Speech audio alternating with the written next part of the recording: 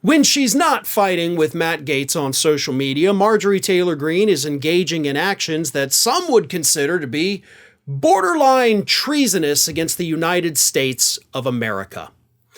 This week, on 9/11 of all days, Marjorie Taylor Greene got on social media and actually suggested that states should consider seceding from the Union.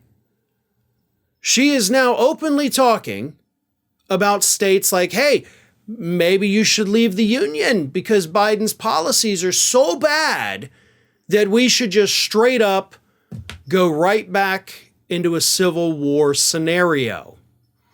Now, for the record, Marjorie Taylor Greene, this is not the first time that she has called for states to secede. She has been pushing this idea of a national divorce all year. And she's gotten a lot of pushback for it, a lot of blowback. Republicans are not happy about this. But this is the first time she is just straight up saying, like, we ought to consider this. Let's get out of this country for good. Here is her exact quote from social media. If the Biden admin refuses to stop the invasion of cartel-led human and drug trafficking into our country, states should consider seceding from the Union. From Texas to New York City to every town in America, we are drowning from Biden's traitorous America Last border policies. So let me tell you something here. We have a law here in the United States. It's not necessarily a law, but it's a part of the Constitution. And it's a part of the Constitution that, of course, has been gaining a lot of media attention recently because it's Section 3 of the 14th Amendment, stating that anyone who has either engaged in an insurrection against the United States or anyone that has suggested an insurrection against the United States should be barred from holding office in the United States ever again. And that amendment was passed shortly after the United States Civil War to prevent traitorous, treasonous people who wanted the country to be split in two from ever holding office again. Do you get where I'm going with this? Because Greene is clearly, well, one, she's misrepresenting what's happening at the border to begin with.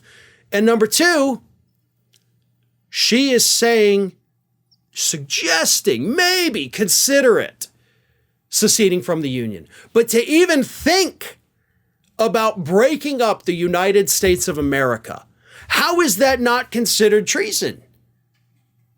I mean, I remember a time, because I was doing this at the time, during the Iraq War, Democrats all the time, liberals getting accused of, you're America-hating scum. If you hate this country, why don't you leave it? And now the same party that used to say that is out there saying like, hey, what if we just secede from the Union now? You don't openly suggest seceding from the Union if you truly love this country, right? I mean, I think it's pretty obvious at this point that patriot is not a word that should ever be used to describe Marjorie Taylor Greene. She is literally doing the thing that Section 3 of the 14th Amendment was put in place to stop, to prevent people like that from having a voice in Congress, a voice that could destroy the very fabric of this country itself. Because we just went through it when they passed the 14th Amendment, and they're like, let's never do it again. Let's get these extremists out of office forever. So if ever there was a time when Section 3 of the 14th Amendment should apply and should be used to bar somebody from holding public office ever again, it should be now against Marjorie Taylor Greene. Hey everyone, this is Aspen.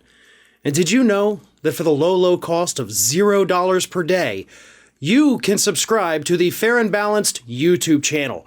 We also encourage you to like, comment, and share, but again, click that subscribe button and help Aspen not be so grumpy.